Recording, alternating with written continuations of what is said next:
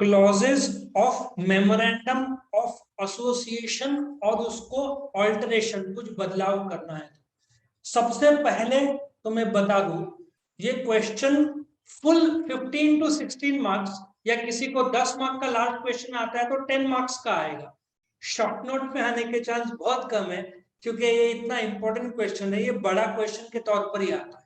दूसरा, हर एक clause explain के लिए मैंने तुम्हारे लिए खास रिलायंस इंडस्ट्रीज लिमिटेड का मेमोरेंडम निकाल के रखा है। तो इसमें 6 क्लॉजेज है। हर क्लॉज में तुमको प्रैक्टिकल एग्जांपल रिलायंस का दूंगा तो तुमको कनेक्शन अच्छा आएगा। ठीक है, एग्जाम में जैसे ही ये क्वेश्चन आए मेमोरेंडम का तो तुम पहले बोलोगे कि रजिस्ट्रेशन के लिए कौन से 2 डॉक्यूमेंट जरूरी है, मेमोरेंडम और आर्टिकल्स। ये प्रमोटर किसके पास सबमिट करेंगे, रजिस्ट्रार ऑफ कंपनीज। ये सबमिशन के बाद में रजिस्ट्रार क्या देगा, सर्टिफिकेट ऑफ इनकॉर्पोरेशन। तो जो तुम मेमोरेंडम ऑफ एसोसिएशन रजिस्ट्रार के पास दोगे वो ये देखो इस फॉर्म में होगा, नंबरिंग होगा। तो मैं पूरा का पूरा मेमोरेंडम और आर्टिकल देखो कितने पेज का दिख रहा है, 249। उसमें से मेमोरेंडम मुश्किल से 15 पेज का है, बाकी 235 पेज आर्टिकल ऑफ एसोसिएशन है। तो मेमोरेंडम ऑफ एसोसिएशन में 6 क्लॉज होते हैं। पहला क्लॉज नेम क्लॉज, दूसरा एड्रेस क्लॉज, तीसरा object clause, liability clause, capital clause और एसोसिएशन क्लॉज। ये 6 ही बेटा, 7वां कुछ भी नहीं है। हम सीखेंगे नेम क्लॉज और साथ में यदि कोई कंपनी को नाम बदलना होगा तो उसको ऑल्टरेशन बोलते हैं। तो विद एग्जांपल में लूंगा, बहुत मजा आएगा। तो शुरू करते हैं नेम क्लॉज। नाउ कोई भी कंपनी जब रजिस्टर करना चाहती है तो सबसे पहला कौन सा डॉक्यूमेंट सबमिट करेगी, मेमोरेंडम ऑफ एसोसिएशन। ये मेन डॉक्यूमेंट है कंपनी का। तो नेम क्लॉज बताता है कि किस नाम से कंपनी रजिस्टर हुई है। मैं तुमको सबसे पहला लाइव केस बताता हूं, Reliance. The name of the company is, क्या नाम दिया इधर, अच्छा नाम से पता चलता है कि ये पब्लिक लिमिटेड कंपनी है। अच्छा प्राइवेट लिमिटेड होती, मैं तुमको एप्पल का केस बताता हूं। ठीक है, एप्पल का केस ऐसा है, मेरे पास एप्पल का मेमोरेंडम नहीं है क्योंकि ये सब मिलता नहीं है आसानी से। वैसे तो पब्लिक डॉक्यूमेंट है, लेकिन मैं तुमको रिलायंस का बता रहा हूँ ना। रिलायंस किस नाम से रजिस्टर्ड है, देखो इधर। एप्पल किस नाम से रजिस्टर्ड है बताओ, एप्पल इंडिया प्राइवेट लिमिटेड। ये एप्पल का एनुअल रिटर्न से मैंने निकाला है। उन लोग का फर्स्ट लाइन क्या होगा, एप्पल इंडिया प्राइवेट लिमिटेड। इसका मतलब कंपनी पब्लिक लिमिटेड रहेगी तो किस नाम से डालेगी, रिलायंस इंडस्ट्रीज लिमिटेड। ये कौन सी कंपनी है, पब्लिक लिमिटेड कंपनी। और यदि एप्पल रहेगी तो क्या नाम लिखेगी, एप्पल इंडिया प्राइवेट लिमिटेड। तो फर्स्ट लाइन दोनों का सेम होगा।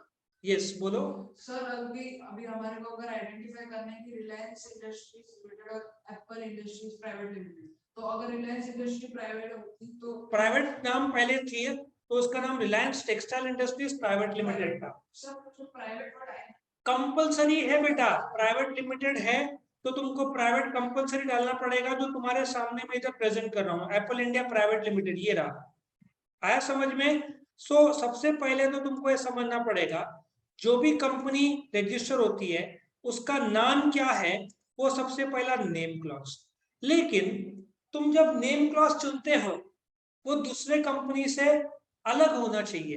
देखो point number 1, the name should not be identical और resemble the name of an already existing company registered under this act और any other previous company.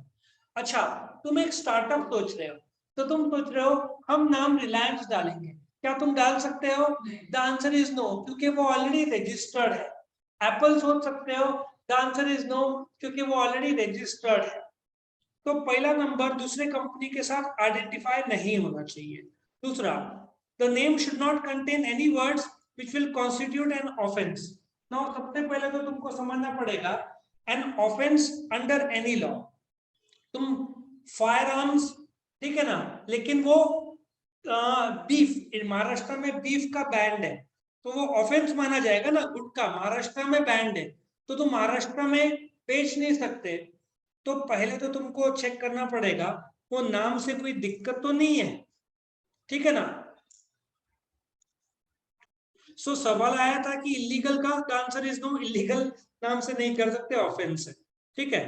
The name of the words in the name shall not offend any section of people, इसलिए तुम ये डाल सकते हो, Ganesh bank डाल सकते हो, बट कुछ ऐसा नाम जिसमें हिंदुओं को तुमने ट्रेडमार्क गणेशा का फोटो डाल दिया, ये सब तो भाई अलाउड नहीं होगा। तुमको कोई भी ऐसा काम नहीं करना है जिसमें हिंदू, तुम शिव जी का फोटो आसानी से नहीं डाल पाओगे, ये सब तुमको अलाउड नहीं रहेगा, क्योंकि तुम हिंदू धर्म में एक सम्मान है शिव जी का, गणेशा का। तुम न्यू गणेशा बैंक नहीं अलाउड, तुम उनका फोटोग्राफ नहीं यूज कर पाओगे, क्योंकि बाकी लोग बोलेंगे तुम कंपनी कैसे खोल रहे हो उनके नाम से। आ रहा है समझ में? हिंदू लोग या कोई भी मुस्लिम या सिख कोई भी नाराज नहीं होने चाहिए, तुमको केयर लेना पड़ेगा। The name shall not violate the provision of emblems and names, Ashoka chakra तुम नहीं यूज कर सकते, तुम नहीं यूज कर सकते, नरेंद्र मोदी तुम नहीं यूज कर सकते। लोग आइडेंटिफाई करेंगे ना, तो वो जैसे तुमने कर दिया, हो सकता है कि वो लोग बोलेंगे तुम्हारा बीजेपी से कोई कनेक्शन है, नहीं कर सकते। बीजेपी कांग्रेस नहीं, नाम नहीं कर सकते, वैसे कंपनी की बात कर रहा हूं, ठीक है। The name shall not receivable any registered trademark, तुम ये नाइकी का ट्रेडमार्क है, तुम ये नहीं यूज कर सकते। रजिस्टर्ड ट्रेडमार्क है ना पेप्सी का, कोका कोला का, तुम नहीं यूज कर सकते क्योंकि ऑलरेडी रजिस्टर्ड है। The name should not have any words given an impression that the company is connected to central or state government. तुम ऐसे नहीं बोल सकते कि महाराष्ट्र सरकार, सरकार नहीं डाल सकते ना, नहीं तो लोग भ्रमित हो जाएंगे, लोगों को उसको लगेगा कि ये कंपनी से, गवर्नमेंट से कनेक्टेड है। तुम गवर्नमेंट या सरकार ऐसे नाम नहीं डाल सकते। उद्योग डाल सकते हैं, एक एग्जांपल भी है मारुति उद्योग लिमिटेड, उद्योग मतलब इंडस्ट्री, तुम वो डाल सकते हो, लेकिन उद्योग के लिए उतना शेयर कैपिटल चाहिए, I think share capital 5 crore के ऊपर चाहिए, तो डाल सकते हो। उसके भी कॉर्पोरेशन नाम है तो उसके लिए भी उतना चाहिए, बट गवर्नमेंट या नासिक म्युनिसिपल कॉर्पोरेशन है, एनएमसी नाम से तुम कंपनी नहीं खोल पाओगे। मिस इंटरप्रेट होता है ना लोगों को, लोग नासिक म्युनिसिपल कॉर्पोरेशन सोचेंगे, नहीं कर सकते। इन case of public company limited by share और गारंटी, लास्ट वर्ड क्या होगा? टाटा स्टील। मैं तुमको लाइव इसका दिखाता हूँ, रिलायंस का क्या नाम है बेटा? इंडस्ट्रीज लिमिटेड, ठीक है। और यदि प्राइवेट लिमिटेड है, यहाँ पॉस्को को दिया है, मैंने तुमको कौन सा एग्जांपल दिया था? एप्पल का। एप्पल का नाम क्या रहेगा? ये तुमको कंपलसरी करना पड़ेगा यदि प्राइवेट लिमिटेड है तो। And in case of OPC, देखो smart services private limited OPC, ऐसे नाम तुमको लिखना पड़ेगा। Smart services private limited bracket में क्या देना पड़ेगा? ओपीसी कंपलसरी है। मेरा एक स्टूडेंट है, उनका आई थिंक 5 स्टार डेकोर्स है, वो ओपीसी, तो ब्रैकेट में ओपीसी तुमको मिल जाएगा। नासिक में मैंने उनके दुकान के बाहर देखा, बट ओपीसी छापना पड़ेगा ना, नहीं तो लोग भ्रमित हो जाएंगे। और ये जो नाम है रिलायंस इंडस्ट्रीज लिमिटेड, नाम पहले क्या था वो भी तुमको बताऊं, उन्होंने नाम बाद में चेंज किया, ये रिलायंस का मैं तुमको बताता हूँ। जब कंपनी शुरुआती दौर पे रिलायंस का नाम कुछ और था, देखो यहाँ पे मैं तुमको बताऊं रिलायंस का नाम क्या था। ये देखो रिलायंस टेक्सटाइल इंडस्ट्रीज लिमिटेड, अभी अभी नाम क्या है? Do you agree? नाम उन्होंने बदला है। इस बदलने को ऑल्टरेशन बोलते हैं। जब भी तुम ऑल्टर करोगे तुमको नया मेमोरेंडम सबमिट करना पड़ेगा विद द न्यू नेम। नया नाम क्या है? Reliance industries limited. But alteration तो फिर हर कोई करना चाहेगा, डू यू एग्री? तो ऑल्टरेशन ऑफ नेम क्लॉज, क्या तुम नाम को बदल सकते हो? द आंसर इज यस, लेकिन इसकी एक प्रोसेस है। पहले तो कंपनी में change it's name any time on its own. तुम पब्लिक से प्राइवेट या प्राइवेट से पब्लिक कर रहे हो, लेकिन ये कैसे होगा? पहले तो बोर्ड ऑफ डायरेक्टर्स डिसाइड करेंगे हमको नाम चेंज करना है। कौन सा था पहले? रिलायंस टेक्सटाइल्स, अभी नाम क्या हो गया? इंडस्ट्रीज। तो ये 2 स्टेप में होगा। पहला स्टेप, माउस से लिख रहा हूं मैं, हैंड राइटिंग थोड़ी सी अलग आ रही है लेकिन तुमको समझ में आना चाहिए। पहले बोर्ड मीटिंग बुलाया जाएगा, किसका? बोर्ड ऑफ डायरेक्टर्स का। वो लोग डिसाइड करेंगे रिलायंस टेक्सटाइल इंडस्ट्रीज का नाम चेंज करके रिलायंस इंडस्ट्रीज लिमिटेड करना है, लेकिन बोर्ड ऑफ डायरेक्टर्स खुद से नहीं कर सकते। कौन फिर दूसरा कौन सा मीटिंग बुलाना पड़ेगा?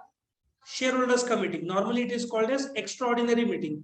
शेयर होल्डर्स का मीटिंग को बुलाना पड़ेगा, शेयर होल्डर्स मीटिंग। और उस मीटिंग का नाम भी बता दो, नॉर्मली कौन सा बुलाएंगे वो लोग? Extraordinary general meeting. मीटिंग के प्रकार का अलग चैप्टर है, वहां पे मैं बताऊंगा, एनुअल जनरल मीटिंग और ईजीएम। एक्स्ट्राऑर्डिनरी जनरल मीटिंग बुलाना पड़ेगा। तो पहले कौन सा मीटिंग होगा? Board of directors. वहां पे वो लोग डिसीजन लेंगे, उस डिसीजन को रेजोल्यूशन बोलते हैं कि रिलायंस टेक्सटाइल से नाम क्या करना है? रिलायंस इंडस्ट्रीज। एप्पल ने भी तो नाम चेंज किया। अमेरिका में एप्पल का नाम पहले एप्पल कंप्यूटर्स था, जब मोबाइल में आया तो उन्होंने नाम क्या किया? एप्पल इंक कर दिया। ठीक है, तो ईजीएम में सबसे इंपॉर्टेंट है स्पेशल रेजोल्यूशन पास करना पड़ेगा। मतलब जिनके पास 100 शेयर है वो लोग 75%, कम से कम 75%। लोग बोलते ना, ऐसा सोचो मैं बोलूं 75% स्टूडेंट्स आए तो ही क्लास लूंगा, उससे कम आए तो नहीं लूंगा। तो 100 शेयर में से 75 लोगों ने बोला कि हम नाम चेंज करने के लिए तैयार है, तो ही नाम चेंज होगा। 60% वालों ने बोला तो नाम चेंज नहीं होगा। मतलब ऐसा सोचो 1000 शेयर है तो कितने लोगों ने हाँ बोलना चाहिए? 750, 750। 75% समझ में आया? उन लोगों ने बोला तो नाम चेंज किया जा सकता है। और नाम, अच्छा पहले तो क्या बुलाया? बोर्ड मीटिंग, फिर शेयर होल्डर्स मीटिंग ईजीएम, उसमें नाम चेंज किया। फिर नया मेमोरेंडम तुमको फाइल करना पड़ेगा, किसके पास? रजिस्ट्रार के पास, कि हमने नाम चेंज किया है। आया समझ में? तुम अपना ट्रेडमार्क भी बदल सकते हो, कोई दिक्कत नहीं है। सो नेम क्लॉज ऑल्टर, पहले कठिन था नाम चेंज करना, कभी कभार मतलब वो प्रोसेस के थ्रू गुजरता था, अभी थोड़ा आसान कर दिया। स्पेशल रेजोल्यूशन पास करो और रजिस्ट्रार को इन्फॉर्म कर दो, ठीक है। इसने भी चेंज किया ना, वोडाफोन ने अपना नाम क्या किया? वोडाफोन आइडिया ने वी कर दिया ना, V I Vi. Vodafone Idea को अभी वी बोलते हैं, लेकिन ये नाम चेंज करना मतलब करोड़ों का फिर खर्चा करना पड़ता है लोगों को नॉलेज देने के लिए, social media, messages, newspaper ad, TV ads, तो लोग आसानी से नाम चेंज करते नहीं। दूसरा, शुरू करूं एड्रेस क्लॉज। अच्छा, इसको रजिस्टर्ड ऑफिस क्लॉज भी बोलते हैं। अभी जरा ध्यान से सुनो, मैं तुमको पहले लाइव बताता हूँ। रिलायंस का रजिस्टर्ड ऑफिस कहाँ पे? State of Maharashtra. Her company का रजिस्टर्ड ऑफिस, रजिस्टर्ड ऑफिस क्या होता है? पहले हर कंपनी का रजिस्टर्ड ऑफिस रजिस्ट्रेशन के दिन या तो 30 दिन के अंदर होना चाहिए, मैं भी थोड़ी देर में एक्सप्लेन करने वाला हूँ। हर कंपनी के पास एक हेड ऑफिस होता है कंपलसरी, और वो हेड ऑफिस कब होता है मैं तुमको बताता हूँ, लाइव डेमो बताता हूँ। अभी रिलायंस को सपोजिटली एक सर्टिफिकेट ऑफ इनकॉर्पोरेशन मिला, ठीक है। यहाँ पे ये सोचो रिलायंस टेक्सटाइल नहीं है, रिलायंस इंडस्ट्रीज है, उसका सर्टिफिकेट इसमें शामिल नहीं है। क्या नाम से दिया उन्होंने? रिलायंस इंडस्ट्रीज लिमिटेड का। ये क्या है? रजिस्ट्रार ने सर्टिफिकेट दिया हुआ, पुराने सर्टिफिकेट्स भी इन लोगों ने डाले। रिलायंस इंडस्ट्रीज लिमिटेड को सर्टिफिकेट कब दिया? सपोजिटली आज की तारीख क्या है? 19/9/2022 को दिया। समझ में आया? सपोजिटली आज दिया इन्होंने सर्टिफिकेट ऑफ इनकॉर्पोरेशन। तो रजिस्टर्ड ऑफिस रिलायंस के पास होना चाहिए आज, नहीं तो आज से 30 दिन के अंदर, मतलब कि 18/10/2022 के अंदर रिलायंस का रजिस्टर्ड ऑफिस होना चाहिए, कंपलसरी। अब इसका इंपॉर्टेंस क्या है वो भी तुमको मैं बताता हूं। एक रजिस्टर्ड ऑफिस का लाइव बताता हूं। ये देखो रजिस्टर्ड ऑफिस यहाँ पे दिया ना, एप्पल का, विठल माल्या रोड, बैंगलोर, कर्नाटका। कहां पे एप्पल का head registered office? Vithal Mallya road, Bangalore, Karnataka. अब तुम बोलोगे इसका इंपॉर्टेंस क्या है रजिस्टर्ड ऑफिस का? इन्होंने क्या दिया है? रिलायंस ने स्टेट ऑफ महाराष्ट्र बोला है, बराबर है। तो उनको सर्टिफिकेट ऑफ इनकॉर्पोरेशन में पूरा डिटेल एड्रेस आ जाता है। तो रिलायंस तो पूरे इंडिया के 29 स्टेट्स में मौजूद है। तो रजिस्ट्रार कम्युनिकेट कहां पे करेगा? हेड ऑफिस में करेगा। जो भी कम्युनिकेशन होगा ना तुम्हारा पोस्टल एड्रेस होगा, ऑफिस एड्रेस होगा, बट तुम्हारे स्कूल कहाँ पे कम्युनिकेट करेगा? पोस्टल एड्रेस जहाँ पे तुम्हारा है। समझ में आ रहा है? तुम्हारे 2-4 मोबाइल नंबर है, लेकिन जो तुमने नंबर दिया वही होगा। तो तुमको क्या देना पड़ेगा? Registered office. उसको डोमिसाइल क्लॉज भी बोलते हैं, एड्रेस क्लॉज भी बोलते हैं। हर कंपनी का रजिस्टर्ड ऑफिस कंपलसरी है। कब? सर्टिफिकेट ऑफ इनकॉर्पोरेशन के दिन, या तो सर्टिफिकेट ऑफ इनकॉर्पोरेशन के 30 डेज के अंदर हर कंपनी का रजिस्टर ऑफिस होना चाहिए। इस रजिस्टर ऑफिस पे पूरे कंपनी का अकाउंट्स मेंटेन होता है। इस रजिस्टर ऑफिस में रजिस्टर ऑफ मेंबर्स, जो कंपनीज एक्ट द्वारा कंपलसरी रजिस्टर है ना, register of members, register of directors, register of charges. जो एप्पल का एनुअल रिटर्न मैंने बताया था ना तुमको, ये देखो एप्पल का एनुअल रिटर्न जो है, ये दिख रहा है एप्पल का एनुअल रिटर्न, ये रहा। ये एनुअल रिटर्न हर 30 जून से पहले साल को फाइल करना पड़ता है। ये सब कहां से फाइल होता है? रजिस्टर्ड ऑफिस से फाइल होता है। आया समझ में सबको यहां तक? चलो आगे बढ़ते हैं। अभी ऑल्टरेशन ऑफ एड्रेस क्लॉज। अभी कायदा क्या है, मैं तुमको एक लाइव एग्जांपल देता। अशोका बिल्डकॉन का नाम सुना है? अशोका बिल्डकॉन एक कंस्ट्रक्शन कंपनी है, तो अशोका में है। वो एक्चुअली 20 कंपनीज का ग्रुप है, पर अशोका बिल्डकॉन उसमें से एक है। उसके शेयर बाजार में है। अशोका बिल्डकॉन का हेड ऑफिस कहाँ पे आया? वडाला में है। अशोका बिल्डकॉन का हेड ऑफिस कहाँ पे आया? वडाला में। अभी कायदा क्या बोलता है, मैं उससे लिख रहा हूं। कायदा बोलता है, ईजीएम पता है ना? ईजीएम वडाला में जहां पे उनका हेड ऑफिस सिचुएटेड है, उसके अंदर या तो नासिक में कहीं पे भी। मैंने एक उनका एनुअल जनरल मीटिंग अटेंड किया था एक्सप्रेस इन होटल में, नासिक में कहीं पे भी रख सकते। तो तुमको बदलना है, नासिक में वडाला से वो लोग आना चाहते हैं झांसी में सपोजिटली, तो कोई दिक्कत नहीं है। तुम मेमोरेंडम में कोई जरूरत नहीं चेंज करने की। कारण क्या है पता है? यहाँ पे क्या दिया हुआ है, ये देखो, स्टेट ऑफ महाराष्ट्र। कोई दिक्कत है? नहीं है। तो कोई जरूरत नहीं है रजिस्ट्रार को इन्फॉर्म करने की। रजिस्ट्रार को इन्फॉर्म करो कि जगह चेंज किया, लेकिन मेमोरेंडम में चेंज करने की जरूरत नहीं है। इन टाउन और सिटी नासिक से मुंबई ले जा रहे हो, यहाँ पे क्या लिखा है? State of Maharashtra. कोई जरूरत है ऑल्टर करने की? नहीं। बट रजिस्ट्रार को इन्फॉर्म की जरूरत है? यस। लेकिन तुम एक स्टेट से दूसरे स्टेट में चेंज कर रहे हो। आया समझ में? महाराष्ट्र से गुजरात में चेंज कर रहे हो। तुमको ये भी बता दूं, रिलायंस का पहले क्या था और अभी क्या है वो भी बता दो। रिलायंस का पहले रजिस्टर्ड ऑफिस, उन्होंने जगह चेंज किया था। देखो, रजिस्टर्ड ऑफिस इन्होंने कर्नाटका से महाराष्ट्र में किया था। पहले उनका कर्नाटका में था, फिर उन्होंने चेंज कहाँ पे किया? इन्होंने कंफर्म किया रजिस्ट्रार ने। कौन से तारीख को? 5 अगस्त को। बैंगलोर चेंज किया ना, कर्नाटका से कहाँ पे किया?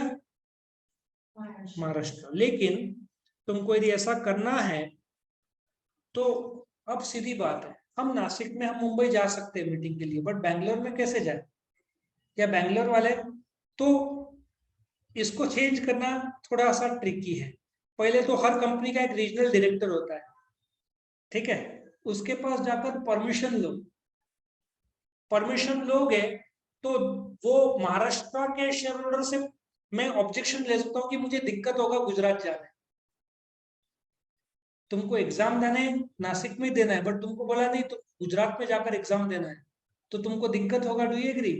तो रीजनल डायरेक्टर को तुम एक्सप्लेन कब कर पाओगे कि देखो महाराष्ट्र में 2 लाख शेयर होल्डर्स है, गुजरात में 50,000, इसलिए प्लीज गुजरात से मुंबई में शिफ्ट करो, तो मान जाएगा वो।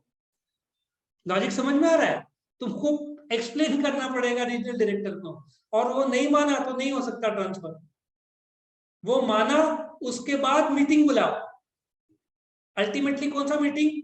Extraordinary general meeting. उस मीटिंग में कंफर्म कौन करेगा? Share holders. कितना वोट लगेगा? 75%। बहुत डिफिकल्ट होगा भाई, 75% पूरे देश में फैले हुए लोग है ना, तो आसानी से मिलना बहुत मुश्किल है। तो एड्रेस क्लॉज एक स्टेट से दूसरे स्टेट चेंज करना बहुत मुश्किल है। विद इन द सिटी तो आराम से होता है, विद इन द स्टेट आराम से होता है, स्टेट टू स्टेट चेंज करना मतलब दिक्कत। यहां तक समझा? तो अभी रिलायंस का हेड ऑफिस कहाँ पे? महाराष्ट्र में, मुंबई में। मेजोरिटी कंपनीज का हेड ऑफिस मुंबई में रहता है। चलो आगे बढ़ते हैं। ऑब्जेक्ट लॉस मैं तुमको लाइव रिलायंस का बताता हूं ताकि तुमको समझ में आए ना। मुझे बताओ, देखो ऑब्जेक्ट्स, एक बात बताओ, टाटा स्टील होता तो मेन ऑब्जेक्ट क्या होता? Selling steel, producing and selling steel. लेकिन स्टील बनाते हुए कुछ भंगार भी निकलेगा, वो main object. Reliance Tata steel भंगार बेचने के लिए नहीं हुआ है, स्टील बेचने के लिए। तो do you agree Tata steel का मेन ऑब्जेक्ट होता है सेलिंग स्टील, और अदर या तो जिसको इंसिडेंटल और एक्सिलरी ऑब्जेक्ट है वो सेलिंग स्क्रैप। आया समझ में? तुम्हारा 6 सब्जेक्ट है 11th कॉमर्स में, 7वां एनवायरमेंटल है। Do you agree? Main subject क्या है? फर्स्ट 6 इंग्लिश, हिंदी, ओसीएसपी, को अकाउंट्स एज्यूम्ड, और दूसरा एनवायरमेंटल एक्स्ट्रा है, अदर्स है। तो कोई भी कंपनी का मेन ऑब्जेक्ट्स होता है जो जिसमें वो धंधा हुआ है। देखो रिलायंस क्या करेगा, नेफ्था, मीथेन, एथिलीन, ये उनका मेन ऑब्जेक्ट है, ये मैन्युफैक्चर करना। लेकिन इसके अलावा मेन मैन्युफैक्चर के साथ हो सकता है वो लोग कोई एजेंसीज फॉर्म करो, कोई बिजनेस एक्टिविटी उनको आइडिया मिल रहा है, प्रोटेक्ट, ट्रेडमार्क को प्रोटेक्ट करो, रिसर्च करें, ये सब अदर ऑब्जेक्ट्स हो जिसको इंसिडेंटल और एक्सिलरी बोलते हैं। आ रहा है समझ में? सो तुम्हारा जो ऑब्जेक्ट लॉस है वो 2 भाग में बंटता है। कौन सा? मेन ऑब्जेक्ट, जो कि तुम्हारा जिससे तुम्हारा शुरू हुआ है। मारुति का मेन ऑब्जेक्ट क्या है? Selling cars. अदर ऑब्जेक्ट क्या है? सेलिंग स्क्रैप, यदि कुछ निकलता है। बट मेन धंधा क्या है? Making cars. रिलायंस का मेन धंधा क्या है? पेट्रोलियम।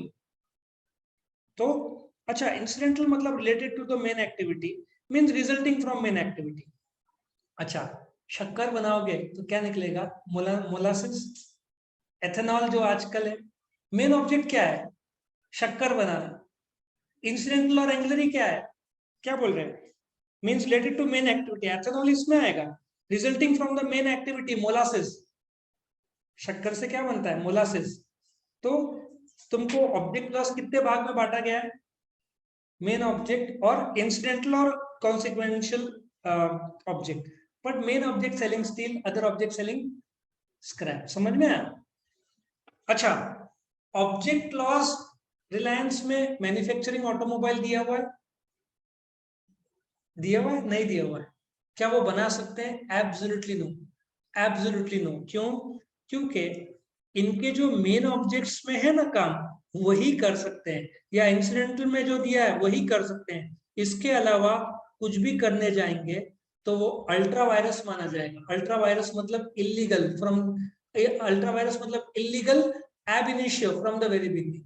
एनी एक्टिविटी जो मेमोरेंडम के बाहर करते हो वो डॉक्ट्रिन ऑफ अल्ट्रा वायरस में आएगा, विच इज इलीगल। समझ में? अल्ट्रा वायरस मतलब वो लीगल नहीं है। जैसे कि क्लियर कट बोला है, ऑब्जेक्ट लॉस मारुति कार के अलावा केमिकल बनाने जाएगा तो क्या माना जाएगा? Ultra vires activity. उनका मेन ऑब्जेक्ट क्या है? Selling cars. वो लोग थोड़ी पेट्रोलियम प्रोडक्ट्स बनाएंगे, उनका वो मेन ऑब्जेक्ट में दिया नहीं है, तो उनको मेन ऑब्जेक्ट में वो जोड़ना पड़ेगा, उसके बाद वो बना सकते हैं। फिलहाल इलीगल है, लेकिन तुम उसमें, मैं डॉक्ट्रिन ऑफ अल्ट्रा वायरस अलग वीडियोस में बनाऊंगा, लेकिन फिलहाल सिर्फ इतना बता रहा हूँ कि ऑब्जेक्ट लॉस को 2 भाग में बांटा जाता है, main object selling steel, other object selling scrap. लेकिन तुम केमिकल बनाते हो जो कि मेन और इंसिडेंटल में नहीं दिया हुआ है, तो वो अल्ट्रा वायरस माना जाएगा। अल्ट्रा वायरस मतलब beyond the powers of. Memorandum में तुमको ताकत नहीं दिया है। अच्छा, तुम साइंस के लेक्चर नहीं कर पाओगे क्योंकि तुम कॉमर्स के हो, तो तुमने साइंस का लेक्चर किया तो अल्ट्रा वायरस होगा क्योंकि तुमने एडमिशन कॉमर्स में लिया है। So any activity beyond commerce, art से साइंस में बैठोगे तो क्या माना जाएगा? Ultra vires, outside the scope, और देयरफॉर तुम इनएलिजिबल होगे। तुम बैठोगे तो भी तुमको सर्टिफिकेट नहीं मिल सकता, तुम एग्जाम नहीं दे पाओगे, तुम एग्जामिनेशन फॉर्म नहीं भर पाओगे। तुम्हारा एडमिशन कहाँ पे हुआ है? कॉमर्स में। सो साइंस के लेक्चर में बैठे हो तो क्या माना जाएगा? Ultra vires. तुम एसपी लियो, मैथ्स में बैठोगे तो अल्ट्रा वायरस माना जाएगा। आ रहा है समझ में? तो डॉक्ट्रिन ऑफ अल्ट्रा वायरस हम डिटेल में अलग से वीडियो में देखेंगे। सिर्फ इतना समझो, मेमोरेंडम के दायरे के बाहर कुछ भी काम करो वो क्या होगा? Ultra vires. अच्छा, अभी ऑब्जेक्ट क्लॉज तो बना दिया, क्या ऑब्जेक्ट क्लॉज को बदल सकते हैं? बहुत डिफिकल्ट है। कर सकते हैं, लेकिन तुमने स्टार्टअप किसके लिए किया? तुम्हारा स्किल देखकर तुम डायरेक्शन चेंज कर रहे हो। तुमने आईबीएम का नाम सुना है? आईबीएम कंप्यूटर्स पहले छुरे बनाती थी, टाइपराइटर बनाती थी, उन्होंने अपना ऑब्जेक्ट बदला। ऑब्जेक्ट बदल, आज पतंजलि का क्या काम है? आयुर्वेदिक प्रोडक्ट, वो थोड़ी एलोपैथिक में आएंगे। उनका पूरा नाम बर्बाद हो जाएगा, इंडिया और नेपाल में भी मैन्युफैक्चर करते हुए पूरा बर्बाद हो जाएगा। तो तुम ऑब्जेक्ट लॉस जिसके लिए शुरू किए, आपको दिशा ही चेंज कर रहे हो। हाँ, एशियन पेंट्स वर्ल्ड के टॉप 10 कंपनीज में एक है पेंट्स के, बट ऑटोमोबाइल में नेरोलैक है नंबर 1 इंडिया में। एशियन पेंट्स को लगा था ऑटोमोबाइल कुछ नहीं, डिले किया, आज नेरोलैक पूरा मार्केट खा गया। नेरोलैक ने भी जापानीज कैंसाई से टाई अप किया था। नेरोलैक कैंसाई बोलते हैं आज इंडिया में। कार मार्केट में 85-90% दबदबा क्या नेरोलैक कैंसाई का। मारुति वो जोड़ सकता है पेंटिंग, नहीं एशियन पेंट जोड़ सकता है, not only house painting, car painting बदल सकते हैं। ये सपोर्टेड है ना बिजनेस का, बिजनेस के काम में सपोर्टेड, तो वो लोग जोड़ सकते हैं। सिर्फ क्या करना पड़ेगा, तुम अपना दिशा बदल रहे हो ना, मीटिंग बुलाओ, किसका? शेयर होल्डर्स का। 100 में से कितने लोगों ने पास करना चाहिए? 75%। लेकिन लोग तब पास करेंगे जब डायरेक्टर्स को सवाल पूछेंगे, तुम दिशा क्यों चेंज कर रहे हो? अच्छा, अशोका बिल्डकॉन किसकी कंपनी है? अशोका की कंपनी है। अब वो लोग रेलवेज में भी एंटर हुए भी, बट बिल्डकॉन का काम छोड़ा नहीं है उन्होंने। तो मैं पूछूंगा, वो लोग बोलेंगे एक्स्ट्रा उसमें ऑब्जेक्ट क्लॉज में जोड़ा है, वी विल डू रेलवेज का भी कंस्ट्रक्शन पूछ रहा था। फेयर इनफ, चलेगा ना। तुम ऑब्जेक्ट क्लॉज को यदि कंपनी को डेवलपमेंट में, एप्पल कहाँ था? एप्पल तो कंप्यूटर्स बनाता था, मोबाइल भी बाद में आया, पहले आईपॉड आया उनका, नाम उन्होंने चेंज किया, ऑब्जेक्ट चेंज किया। आज एप्पल कंप्यूटर से कम मोबाइल से ज्यादा आईफोन से ही जाना जाता है, देखा जाए। आईपॉड तो आउट हो गया, आईपैड अभी भी लोग अफोर्ड नहीं कर सकते, कंप्यूटर लाख रुपए के ऊपर आते हैं, ठीक है ना। बड़े अच्छे कंप्यूटर्स तुमको एप्पल के 1.5 लाख, कंप्यूटर 1000 में से मुश्किल से 1 लोग के पास होगा एप्पल का कंप्यूटर। मेजोरिटी लोग डेल, एचपी, क्योंकि वो अफोर्डेबल रेंज में है। हाँ, एप्पल का ब्रांड मोबाइल से है, और दूसरे एसोसिएटेड जो चीजें हैं। एयरपॉड भी लिमिटेड लोग ले पाते हैं, 25-30 हजार का। घड़ी भी आज ही मेरे को आया, एप्पल वॉच 9 सीरीज कुछ 45,000 से तो चालू होती है, 8 सीरीज है ना, 45,000। तो कितने लोग लेंगे 45,000? उससे तो अच्छा तुमको स्पोर्ट्स वॉच 45 मिल जाएंगे, 1000-2000 के। तो इसलिए एप्पल का मेन ऑब्जेक्टिव मोबाइल अभी है, तो उनका ऑब्जेक्ट काफी बदला। स्टार्टिंग में जब 70s में शुरू हुए, 76 के आसपास, उन्होंने सोचा भी नहीं होगा कंप्यूटर से मोबाइल में शिफ्ट करेंगे। Next, liability clause. अब मैं तुमको रिलायंस का लाइव केस बताऊंगा। ये ऑब्जेक्ट क्लॉज के बाद क्या आता है, ये देखो, एक लाइन में उन्होंने दिया आंसर। ऑब्जेक्ट, अदर ऑब्जेक्ट्स आ गया, कितना बड़ा है देखो ऑब्जेक्ट क्लॉज, क्योंकि उनको पता है ऑब्जेक्ट क्लॉज के बाहर कुछ कर नहीं सकते, इसलिए इतना बड़ा किया है। लायबिलिटी ऑफ मेंबर्स क्या है? लिमिटेड। मतलब क्या होता है? अब एक लाइव एग्जांपल लेता हूं। रिलायंस का एक शेयर का दाम कितना है? इधर इसको फेस वैल्यू बोलते हैं, कितने का शेयर है? 10 रुपीज, ठीक है। मैं तुमको एक लाइव केस बता रहा हूँ, इसको 10 रुपीज ये बोलते हैं फेस वैल्यू। अब मुझे बताओ, आगे एक सब्सक्रिप्शन क्लॉज भी आएगा। सतीश चंद्रन ने कितने शेयर लिए? 100, ठीक है। एक शेयर का कीमत कितना है? एक शेयर का कीमत कितना है? 10 रुपीज, ठीक है। 10 रुपीज है ना एक शेयर का कीमत। पीछे में जाऊंगा थोड़ा सा, 100 इंटू 10 कितना उसको पे करना है? 100 शेयर्स है सतीश चंद्रन के, 10 रुपए का एक शेयर, तो कितना मांगा जाएगा सतीश चंद्रन से? 1000 रुपीज, 1000 रुपीज, ठीक है। सतीश चंद्रन को बोला तू अभी 600 रुपया पे कर, ठीक है। तो 10 रुपए में से कितना मांगा जा रहा है? 6 रुपया पर शेयर। कितना बाकी है? 4 रुपया पर शेयर। 100 इंटू 4 कितना होगा? 400, बराबर है। अब सपोजिटली रिलायंस को घाटा होता है और 700 रुपया घाटा होता है, सतीश चंद्रन को बोला जाता है प्लीज पे 700, वो कितना ज्यादा सारा पे करेगा 400 which is the unpaid value per share, 4 रुपया बाकी था ना। अब let us assume Satish Chandran ने 100 into 10 पूरा 1000 रुपया पे किया स्टार्टिंग में, कंपनी को घाटा हुआ, कितना मांगा जा रहा है सतीश से सातों, कितना पे करेगा 0, उसने पूरा पे कर दिया। तो इसको बोलते हैं limited liability. Limited to what? Satish Chandran का liability is limited to 1000 that he has to pay, that is 10 rupees per share. 6 रुपया मांगा तो ज्यादा से रहा, उसको 100 into 4 400 जब मांगा जाएगा तब पे करना है। सो लायबिलिटी लिमिटेड मतलब liability is limited to the unpaid value per share, और उसने पूरा पे कर दिया तो तुम्हारा लायबिलिटी खत्म हो जाता है। लिमिटेड लायबिलिटी कंसेप्ट समझ में है? अच्छा, इसमें लायबिलिटी 3 हो सकते हैं। कौन से 3 हो सकते हैं? अनलिमिटेड लायबिलिटी कंपनी भी हो सकता है ना, लिमिटेड बाय गारंटी और अनलिमिटेड, 3 प्रकार के लायबिलिटीज होते हैं ना। वैसे 99% कंपनीज तो लिमिटेड बाय शेयर्स होते हैं, but now do you agree कि अनलिमिटेड लायबिलिटी में उसने 600 रुपए पे किया, 400 पे करना बाकी है, 700 का घाटा होता है। अनलिमिटेड लायबिलिटी कंपनी होता तो कितना मांगा जाता उससे? पूरा 700, पूरा 700। अच्छा, उसने पूरा का पूरा 10 रुपए शेयर का 1000 रुपए पे कर दिया, फिर घाटा हुआ और कंपनी 700 मांग रही है, पे करना पड़ेगा? यस। अनलिमिटेड लायबिलिटी में जितना घाटा हुआ, जितना लायबिलिटी है उससे मांगा जा सकता है और उसको पे करना पड़ेगा। इसलिए अनलिमिटेड लायबिलिटी कंपनी लगभग इंडिया में फॉर्म नहीं होते, क्योंकि लोग डरते हैं ना, वो तो सोल ट्रेडर की तरह हो जाएगा, घाटा से धंधे का संपत्ति में जो कम पड़ा तो घर से लाओ। किंगफिशर एयरलाइंस को 9000 करोड़ देना है बैंक्स को, यदि अनलिमिटेड लायबिलिटी होता तो शेयर होल्डर की तो हालत खराब हो गया होता। सपोजिटली 9000 करोड़ में 1000 शेयर है, 1000 करोड़ शेयर है तो 9 रुपए पर शेयर, एक आदमी के पास लाख शेयर है, उसको 9 लाख रुपए देना पड़ा होता कंपलसरी, क्योंकि अनलिमिटेड लायबिलिटी होता तो। लेकिन Kingfisher was a limited liability company, इसलिए बच गए शेयर होल्डर्स, नहीं तो मर गए होते शेयर होल्डर्स भर भर के। मतलब ये किंगफिशर एयरलाइंस ने 9000 करोड़ का लोन 4000 करोड़ का लोन लिया था करीबन 14 बैंक से, लेकिन इंटरेस्ट बढ़ते बढ़ते 9000 भी नहीं दिया। लिमिटेड लायबिलिटी कंपनी ना, तो घाटा 9000 करोड़ का देना बाकी है, कंपनी का काम चल नहीं रहा है, लेकिन कर्जदार मांग रहे, बट कंपनी के पास संपत्ति बेचने के लिए भी नहीं बचा, तो शेयर होल्डर बच गए। उन्होंने शेयर्स का पूरा पैसा दिया था तो उनको उनकी जेब से देने की जरूरत नहीं पड़ रही।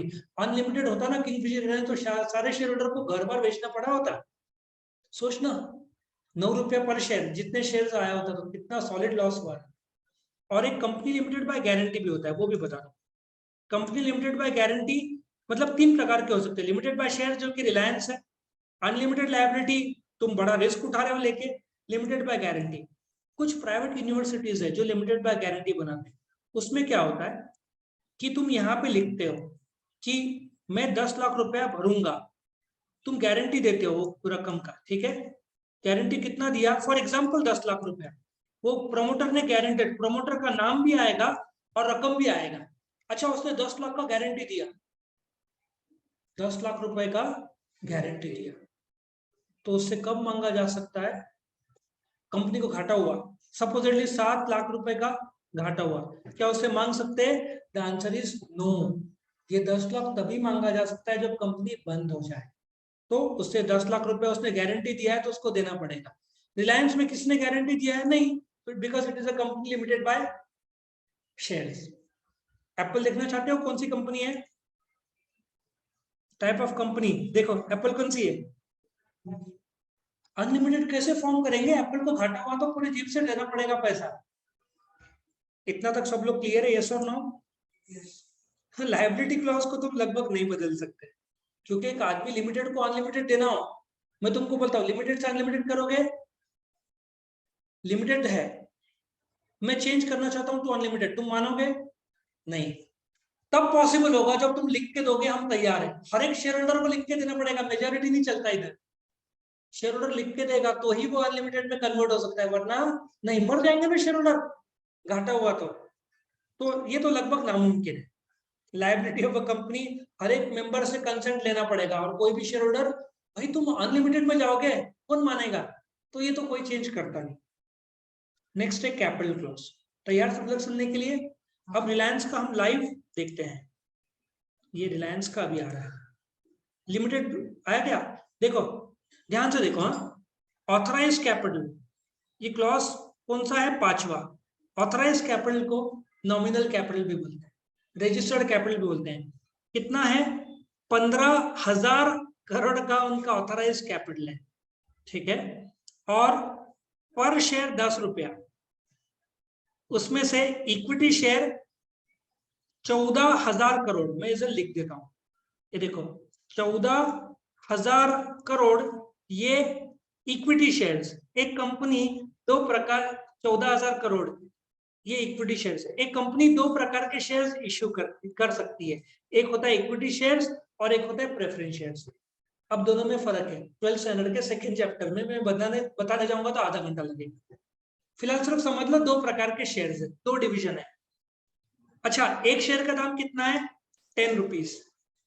तो कितना होगा नंबर ऑफ शेयर्स? 1400 हो जाएगा ना।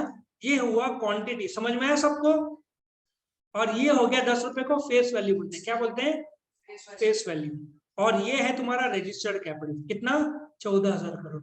रिलायंस को 14,000 करोड़ पे स्टैम्प ड्यूटी भरना पड़ता है। अच्छा, 14,000 करोड़ रिलायंस का है, बाजार में 14,000 करोड़ का पैसा आ गया। अब रिलायंस को लगता है और 5,000 करोड़ की जरूरत है, क्या वो डायरेक्ट बाजार जा सकता है? The answer is no.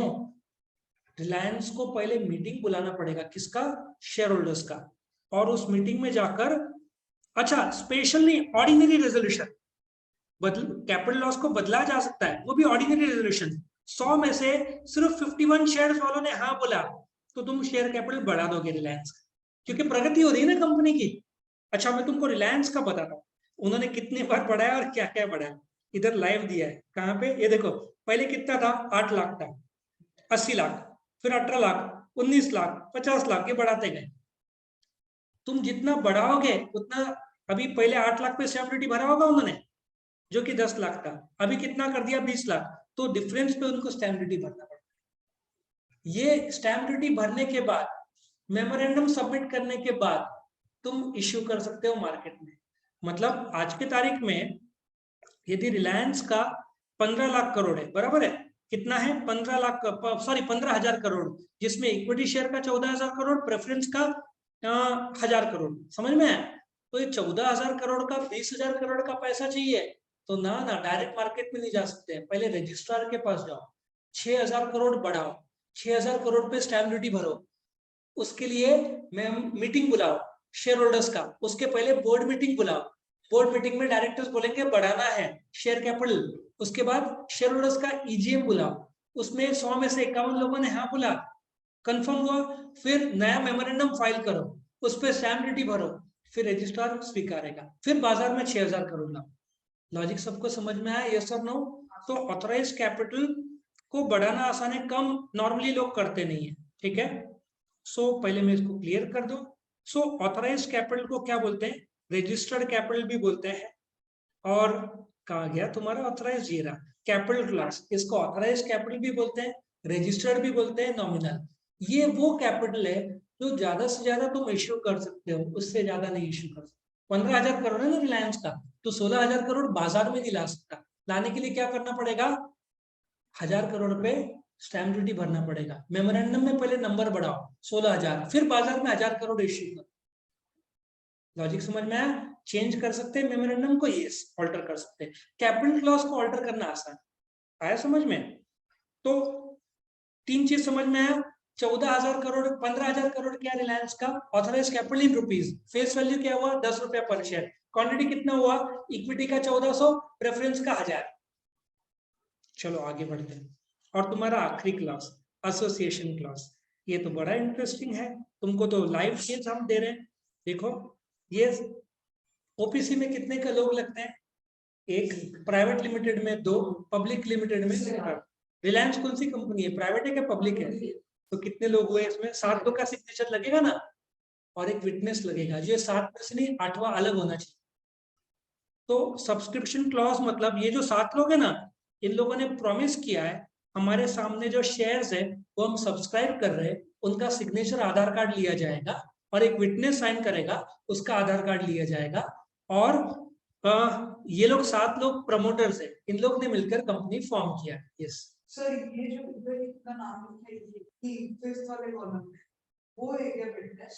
Witness यहाँ पे अलग से नीचे लिया जाएगा, यहाँ पे भी ले सकते हैं, नीचे लिया जाएगा विटनेस।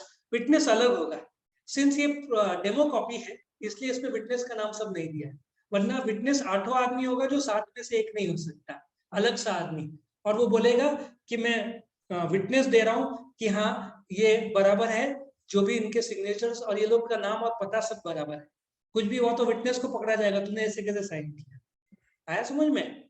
तो अभी रमेश वो यू पाई है तो वो खुद विटनेस नहीं बन सकता, नॉर्मली इनके ही माता पिता वाइफ में से कोई होंगे। आया समझ में? दोस्त को बुलाया जा सकता। अभी मेरा दोस्त का मैरिज सर्टिफिकेट निकालना था, 3 लोग विटनेस लगते हैं, 3 लोग, हस्बैंड वाइफ खुद विटनेस नहीं बन सकते, हस्बैंड वाइफ तो कपल्स है ना, तो उसने मुझे बुलाया था और 2 जन को बुलाया था, वो लोग 3 ने, हम लोग 3 ने साइन किया था। मैरिज सर्टिफिकेट के लिए 3 लोग लगते हैं, कंपनी में एक विटनेस लगता है, और जो 7 में से ना हो अलग। इसको ऑल्टर का तो सवाल ही नहीं होता, रजिस्ट्रेशन के लिए तुमने दिया है ना, हर एक का नाम, एड्रेस, ऑक्यूपेशन, आधार कार्ड सब लगता है, और नंबर ऑफ शेयर्स कितने लिए। मुकेश अंबानी का नाम नहीं है, सबको 100 हजार 5,000 के शेयर दिए, बाद में मुकेश अंबानी ने एक साथ लाखों करोड़ रुपए के 48% जितने लिया होगा। लॉजिक समझ में आया? ये 7 में जरूरी नहीं मुकेश अंबानी का नाम, तो 7 लोग मिलकर गए होंगे रजिस्ट्रेशन, हर एक सब्सक्राइबर का नाम, एड्रेस पूरा है, और एक विटनेस आए। सबको समझ में आया? इसको एसोसिएशन और सब्सक्रिप्शन क्लॉज बोलते हैं। तो मेमोरेंडम में कितने क्लॉज है? 6। पहला नेम क्लॉज, दूसरा एड्रेस क्लॉज, तीसरा ऑब्जेक्ट क्लॉज, चौथा लायबिलिटी क्लॉज, पांचवा कैपिटल क्लॉज, छठवा सब्सक्रिप्शन क्लॉज। इसका मैंने ऑल्टरेशन के साथ बताया। आई होप तुमको पूरा नॉलेज आया, ये एक बार अच्छी तरीके से रीड कर लेना, ठीक है? Thank you for watching.